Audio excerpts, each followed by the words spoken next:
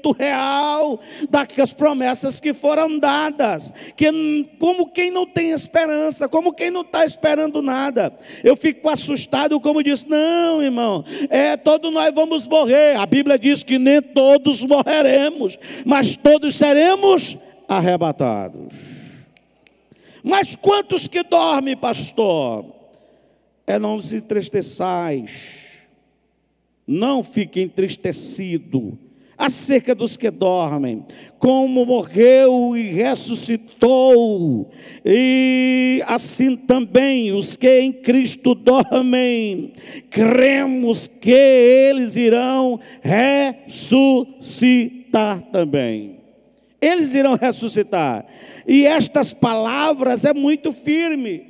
Eu creio que a minha mãe vai ressuscitar. Eu creio que a minha sogra e meu sogro vão ressuscitar. Eu creio que todos aqueles que partiram, quantos cultos fúnebres celebramos no transcorrer desses 32 anos de ministério. Mas eu creio também que Deus vai levantar, Deus vai erguê-lo, Deus vai abrir o túmulo, Deus vai ressuscitar, e nós vamos com eles encontrar o Senhor nos ares. Eu creio nisso. E ele disse: nós que estamos vivos seremos arrebatados, não procederemos com os que dormem, porque o mesmo Senhor descerá do céu com alarido, com voz de arcanjo, com a trombeta de Deus, e os que morrerem em Cristo ressuscitarão primeiro. Depois nós que ficarmos vivos seremos... É muito complicado a pessoa tirar o arrebatamento de uma realidade profética tão firme, tão exata, tão clara, como o texto de Paulo de 1 Tessalonicenses, capítulo 13, verso 18, nos fala. E depois nós, os vivos, seremos arrebatados.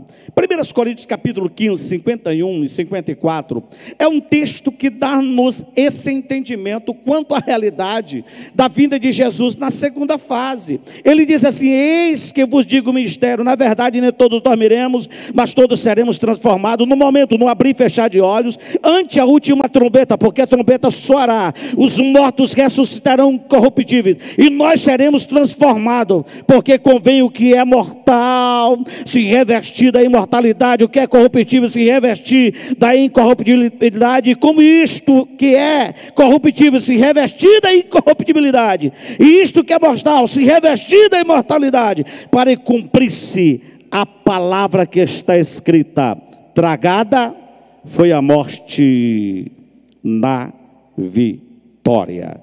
Quem pode dizer amém? Outros textos que apresentam, identificam o outro grupo. Esta é Apocalipse capítulo 20, verso 4, Zacarias 14, 5 e Judas no verso de número 14. A volta do Senhor Jesus é uma realidade e terá o seu fiel cumprimento no tempo determinado por Deus. Tempo estabelecido na autoridade do Pai. A volta de Jesus é uma verdade sublime das Sagradas Escrituras. Na Bíblia encontramos aproximadamente 840 vezes dizendo que Jesus voltará. A pregação da vinda de Jesus são para 4 grupos. O primeiro grupo nós pregamos a volta de Jesus, a vinda de Jesus para os que não sabem. Para os que não sabem que ele vem. Há uma multidão nesse planeta Terra que não sabem que Jesus Cristo vem. Há um grupo de pessoas que não sabem que Jesus Cristo vem. E para este grupo de pessoas que não sabem que Jesus Cristo vem, nós estamos dizendo: Jesus vai voltar. Ele vai voltar. Pregamos também a vida de Jesus para um segundo grupo, para aqueles que sabem, mas não creem.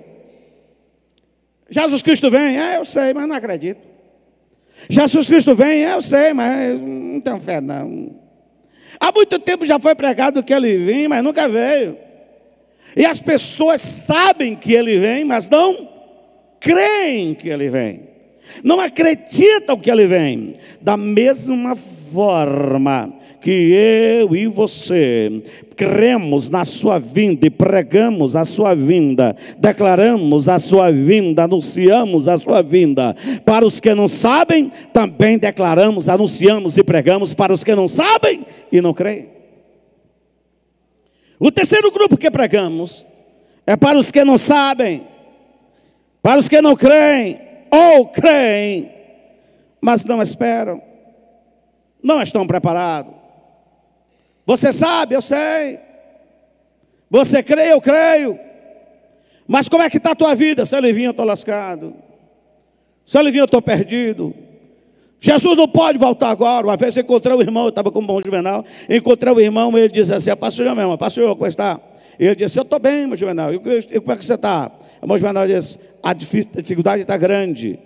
E o que é que você disse, pastor? De Jesus está vindo. Ele disse: não pode vir agora não.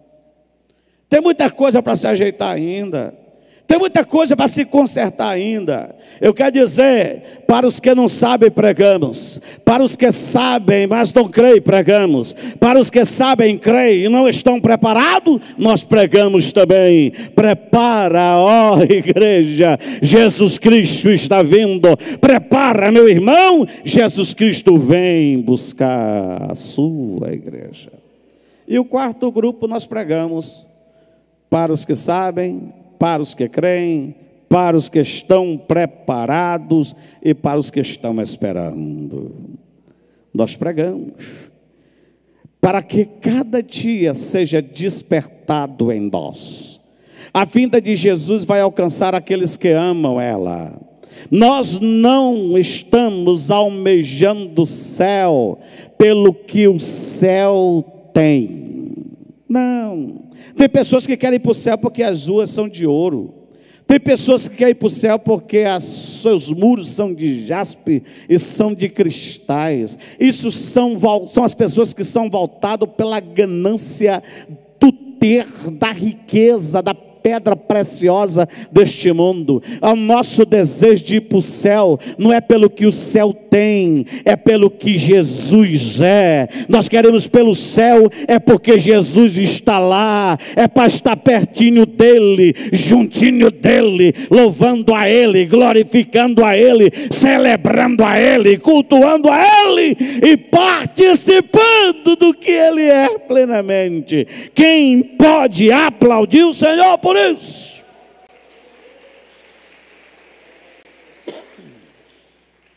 A vida de Jesus, como cremos, está dividida entre essas duas fases. A primeira é chamada de arrebatamento, que vem de um termo grego chamado parousia. Literalmente significa chegada rápida, tomar com rapidez, frequentemente usado nas escrituras para descrever o retorno repentino de Jesus Cristo para buscar a sua igreja. A segunda fase é chamada de revelação, epifaneia, que traz o significado de manifestação, resplandecer. É usado para descrever sua manifestação ou a manifestação gloriosa com a igreja sobre o Monte das Oliveiras. E se destaca estas fases mais ou menos assim: a primeira ele virá para a igreja, a segunda, ele virá para Israel. A primeira, ele virá como a estrela resplandecente da manhã. Na segunda, ele virá como o sol da justiça. A primeira, ele virá nas nuvens, até as nuvens. A segunda, ele virá e pisará sobre o monte das oliveiras. A primeira, o mundo não verá ele voltar. Só quem vai participar é a igreja arrebatada. Mas na segunda, todo olho o verá. Na primeira ele arrebata a igreja, na segunda ele voltará com a igreja glorificada. Na primeira ele levará um povo comprado com sangue de Jesus, e na segunda ele voltará com o povo e toda a corte celestial e reinará neste mundo por 1000 anos. Essas são as distinções da primeira e da segunda fase. Mas eu quero segurar-me nos passos do arrebatamento. A primeira fase é de sobremodo esperada pela noiva do Cordeiro. Quem faz parte deste grupo? Faz parte pela igreja comprada com o sangue de Jesus. Faz parte de um povo santo. Faz parte de um povo exclusivo de Deus, de um sacerdócio real, de uma geração eleita. Esta é a esperança que move este povo. Será literalmente o dia da nossa reunião com Cristo, em que o veremos face a face. Em 1 João capítulo 3, o verso 2 diz: amados, agora somos filhos de Deus, mas ainda não se manifestou o que havemos de ser, mas seremos semelhante a Ele, porque assim como Ele é, o veremos. A sua vida foi muito esperada pelos primeiros crentes. Foi chamada na Bíblia Sagrada em Filipenses 1:10, 2:16, como dia de Cristo. Lá em 1 Coríntios 1:14, dia do Senhor Jesus. Em Filipenses 1:6, dia de Jesus Cristo. Em 1 Coríntios 1:8, dia do nosso Senhor Jesus Cristo. O centro dela sempre será o Senhor Jesus. A mensagem central sempre é Cristo Jesus, que com poder e glória arrebatará os seus santos. Sua cronologia dá-se-á da seguinte maneira: primeiro, descendo até as nuvens. Descendo até as nuvens. Os anjos do Senhor preparar-se-ão para descer até as nuvens juntamente com o Senhor. Lá em 1 Tessalonicenses 4:17 diz: depois nós, o que ficarmos vivos, seremos arrebatados juntamente com eles nas nuvens, e encontrar o Senhor nos ares, e assim estaremos sempre com o Senhor. O segundo passo é alarido de glória. Quando descerem, tocarão com lindo e maravilhoso som as trombetas dadas pelo próprio Deus. Em 1 Tessalonicenses 4:16 diz: porque o mesmo Senhor descerá do céu com alarido. Com alarido. Este alarido também vem acompanhado com voz de arcanjo, com trombeta de Deus. E isto é os passos seguintes. Como se define isso, pastor? Aí tem 1 Coríntios capítulo 15, verso 52. Num momento, no abrir e fechar de olho, ante a última trombeta, porque a trombeta soará, os mortos ressuscitarão incorruptíveis e nós seremos transformados. Tem uma versão da Bíblia por aí que fala no piscar de olhos. Na versão original não é piscar de olhos, porque piscar de olhos é o quê? Fechar e abrir. E a Bíblia não fala fechar e abrir. A Bíblia fala o quê? Abrir e fechar. Abrir e fechar. Piscar de olho, todo dia eu falo isso, eu vou falar assim, ó, testando. Piscar de olho é fechar e abrir. A Bíblia fala é abrir e fechar. O mundo está dormindo espiritualmente. Não esperam Jesus. Não estão preparados para a vinda de Jesus. Essa mensagem para eles é desconhecida. Eu quero dizer para vocês, quando desaparecer uma multidão desta terra, quando desaparecer todas as crianças inocentes desta terra, quando todas as maternidades entrarem em pânico, quando 190 e outros meios de comunicações que é chamada de socorro, de alerta e de atenção, tiverem congestionados, com a mãe dando banho na criança, de repente, sumiu o menino. Cadê meu filho? Cadê minha filha? Está dando de mamar, desapareceu o menino, desapareceu a criança. Lá no hospital, a enfermeira vai com a criança levando para a mãe dar de mamar, a criança desaparece no caminho. A mãe está dando de mamar, depois grita para a enfermeira, pelo médico, pelo assistente: cadê? Desapareceu. O mundo entrou em descompassos. acidente de restos em nossa cidade, em várias cidades do mundo, em todo o mundo. Porque tem um crente dirigindo um carro, tem um crente dirigindo um ônibus, tem um crente numa aviação, tem um cristão esperando a vinda de Jesus num trem, tem um cristão andando em alta velocidade nessas BRs do Brasil, de repente entra em colapso. Por quê, pastor? Jesus Cristo veio buscar a sua igreja e eu estava lá. Você crê nisso? Nós estávamos lá e desapareceu. O que vai acontecer com o mundo que não esperava? O que vai acontecer com o mundo que não cria? O que vai acontecer com o mundo que estava dormindo? Vai abrir os olhos. Abrir os olhos. Era a conversa que o pastor Costa estava falando naquele culto de terça-feira. Isso que está acontecendo é aquela mensagem que tem da vinda de Jesus. Vai abrir os olhos. Mas a vida continua. A necessidade do mundo vai desaparecer. Tem moradia para todo mundo, a minha casa vai ficar. Tem transporte para todo mundo, tem combustível para todo mundo, tem comida para todo mundo, tem vestimenta para todo mundo. Só estamos precisando de um homem extremamente sábio, inteligente, com uma autoridade política, religiosa e econômica, administrativa, para vir regir essas coisas. E levanta-se um homem neste período, e ele vai trazer uma administração para trazer o suprimento para toda a humanidade.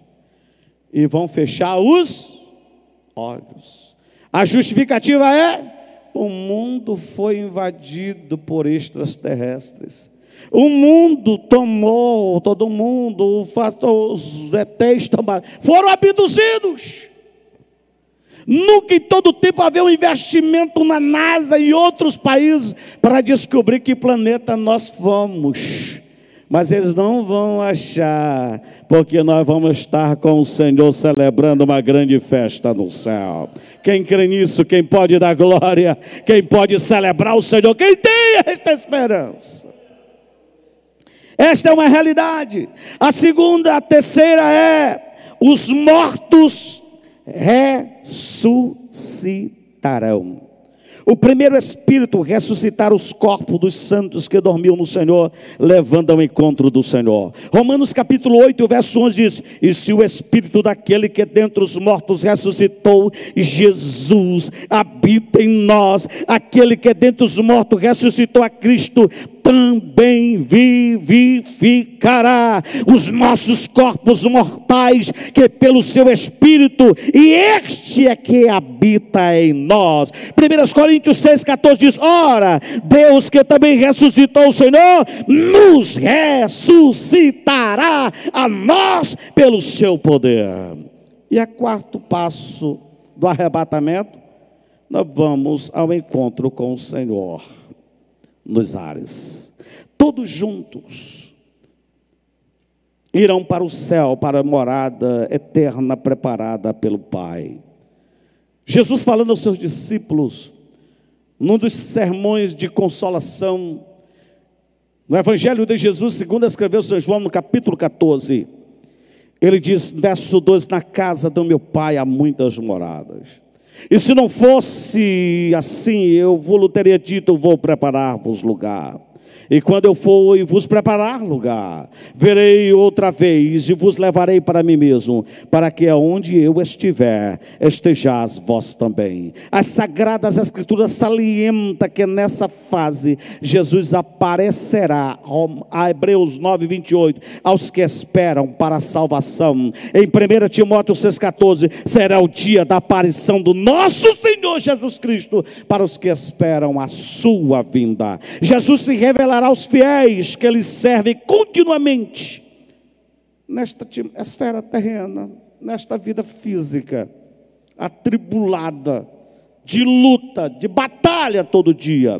O seu aparecimento será exclusivamente aos salvos. Somente depois de sua segunda fase, Ele cumprir-se-á o dito profético em Apocalipse 1,7, e todo o olho o verá. Existem 3 perguntas sempre que me fazem e que são dadas quando se fala sobre a vinda de Jesus. A primeira pergunta é: pastor, quando será? Pregador, quando será? Ministrante, quando será a vinda de Jesus? A Bíblia deixa algumas brechas, e dentre elas chama-se na noite espiritual, aonde as densas trevas da idolatria, da feitiçaria, do materialismo, da religiosidade, da incredulidade, tem feito muitos cristãos dormir. Ele virá. Isto não quer dizer que é uma noite literal, e sim uma noite espiritual. Quando o mundo estiver dormindo, o sono espiritual, aí acontecerá o arrebatamento da igreja. Encontramos algumas referências bíblicas de acontecimento à meia-noite. Êxodo 12, 29, aconteceu que à meia-noite feriu o Senhor todos os primogênitos da terra do Egito. Juízes 7, 19, Gideão destruiu o arraial dos medianitas à meia-noite.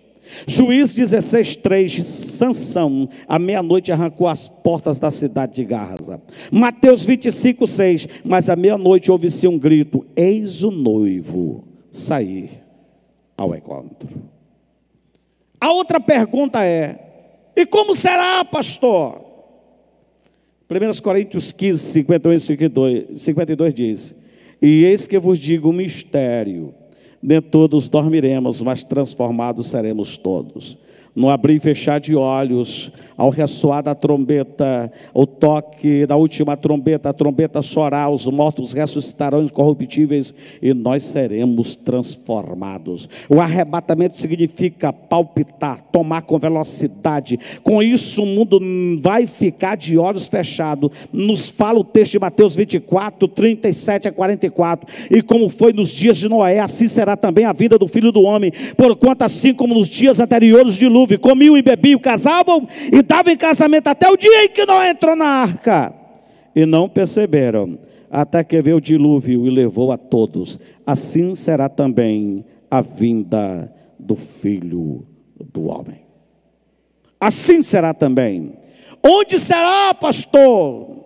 1 Tessalonicenses 4,15 diz: ora, ainda vos declaramos por palavra do Senhor, isto, nós os vivos, o que ficarmos até a vinda do Senhor, de modo algum procederemos aos que dormem. Em Lucas 17:37 nos afirma onde será este acontecimento. Ele diz: então lhe perguntaram: onde será, Senhor? Respondeu-lhes: onde estiver um corpo, aí se ajuntarão os abutres. Aonde tiver um crente, um anjo do Senhor vai buscar. Aonde tiver um salvo, o Senhor vai arrebatar. Aonde tiver um fiel, este vai participar deste grande acontecimento que é o arrebatamento da igreja. Onde estiver um crente esperando a volta de Jesus, Deus o arrebatará. Lucas 17, 34, 36 digo que naquela noite estarão 2 numa cama, um será tomado e deixado outro. 2 mulheres juntas no moinho, uma será tomada e outra deixada. 2 estarão no campo, um será tomado e outro deixado. Porque aonde tiver um servo, um fiel, um crente, um salvo, ele vai ser arrebatado. Amém ou não amém? Fatos especiais do arrebatamento. Diz assim: será surpresa. Será surpresa. Jesus disse assim: se você soubesse, quando um ladrão viesse roubar a tua casa, você ficava vigiando e não deixaria ele roubar a tua casa. Lá em Mateus 24, 36, 42 e 44 diz: mas a respeito daquele dia e hora ninguém sabe, nem os anjos do céu, nem o filho, senão somente o Pai. No verso 42, porquanto vigiai, porque dia vem o nosso Senhor. Por isso ficai apercebidos, porque a hora em que não cuidais, o Filho do Homem virá. Vigiai, pois, não sabeis o dia e nem a hora.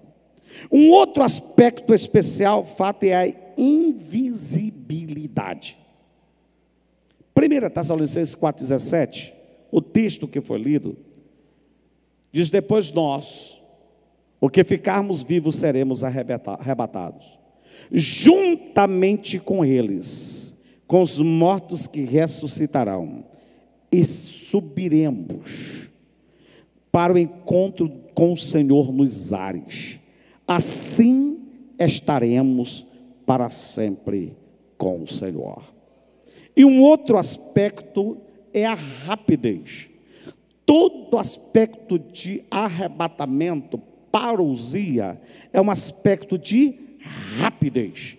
É tirado com rapidez. É como se fosse um arpão, pegar e puxar com rapidez. Assim será também o arrebatamento da igreja.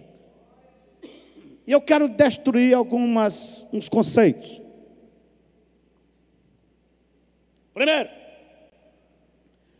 o arrebatamento, assim como o relâmpago dá no Oriente e se mostra no Ocidente, isso não é o arrebatamento. Não. Um relâmpago, um clarão de relâmpago que dá lá em Jerusalém e vem mostrar aqui em Parnaíba, não é arrebatamento. Isso é a volta gloriosa de Cristo. Vai ser um clarão descendo do céu como um relâmpago. Todos os canais de televisão no mundo estarão abertos, ligados neste acontecimento, e vai mostrar em toda a terra. Amém ou não amém? Uma outra coisa, não pense que os fatos correlatos aqui na terra, durante e depois do arrebatamento, vão ser assim. Não. Terá 3 anos e meio para que o anticristo tome o controle. 3 anos e meio para que o anticristo chame todos para si. 3 anos e meio para conquistar a humanidade. 3 anos e meio para conquistar Israel. 3 anos e meio para dominar o mundo. Depois de 3 anos e meio, vem o juízo de Deus. Juízo de Deus. O que eu quero dizer aos irmãos? Que nós, que somos salvos e esperamos a vinda de Jesus, assim como acontecera em Israel, que no casamento era 7 dias de festa, a Bíblia Sagrada diz que assim será também com a igreja. Esses dias é transformado em anos, e nós estaremos com 7 anos de festa, celebrando o Senhor na glória. Esta é a maravilha do arrebatamento, a gloriosa manifestação do arrebatamento. Esperamos a volta de Jesus. Esta é a posição da igreja de Deus. Esta é a posição da igreja de Deus missionária. Em muitas igrejas não se prega mais sobre a volta de Jesus. Em muitas igrejas não se defende mais isso. Não. Muitas igrejas estão bem locadas nos seus apogeus eclesiológicos, que não pregam mais nem o fim das coisas. A mensagem escatológica tem sido usada em muitas outras só para amedrontar. São usadas para trazer angústia nos corações. Mas nós pregamos a vinda de Jesus para nós se apaixonarmos ainda mais pelo Senhor. Nós pregamos a vinda de Jesus para amarmos mais o Senhor. Nós pregamos a vinda de Jesus para reconhecer que a essência é o maravilhoso acontecimento escatológico para nós se dá em estar com o Senhor para sempre, para sempre. Aleluia. Nós pregamos para despertar esse amor pela volta. Muitos, infelizmente, estão mais preocupados em ajuntar tesouros, promover campanhas místicas, cultuar o homem, colocar o homem mais antropocêntrico, ao invés de preocuparem com realmente o que importa, que é a volta de Jesus. Mas tudo isto já nos foi avisado. A apostasia se alastraria no mundo, a imoralidade seria o novo padrão aceitável e evoluído de sociedade da caída e distante de Deus. A frieza espiritual seria ela muito latente no convívio dos irmãos, e a volta de Cristo para muitos seria motivo de zombaria. Nesse cenário oposto da fé, só estará vigilante a verdadeira igreja. Só estará de pé a igreja militante, que vai ser arrebatada. Esse dia será de glória para os salvos, de surpresa e horror para os ímpios. Afinal, nós desfrutaremos da maravilhosa presença do Senhor continuamente. E para os que não participarem, sofrerão a terrível perseguição para que se possa manter de pé. Falar sobre o arrebatamento promove nos remidos a fé. Falar sobre o arrebatamento promove da igreja a esperança.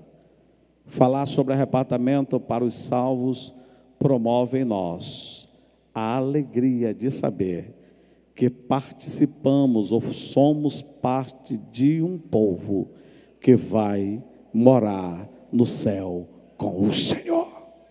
Você pode dizer amém?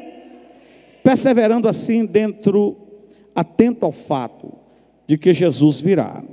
Os primeiros irmãos viviam numa convicção tão profunda da volta de Jesus, que saudavam uns aos outros assim. Chegavam no domingo, se reuniam, olhavam um para o outro e diziam assim: Maranata, Maranata, Maranata, oh, Maranata, oh, Maranata. Eles tinham desejo, anseio. Ora vem, Senhor Jesus.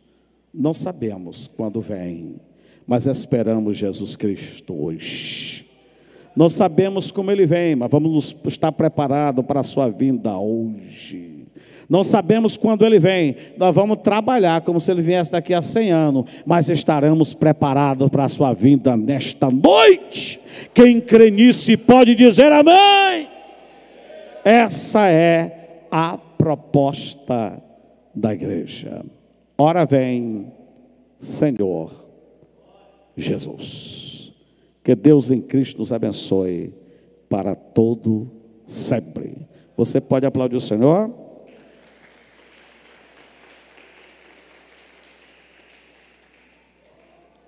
Nós vamos servir o Senhor com os nossos dízimos de oferta. Ninguém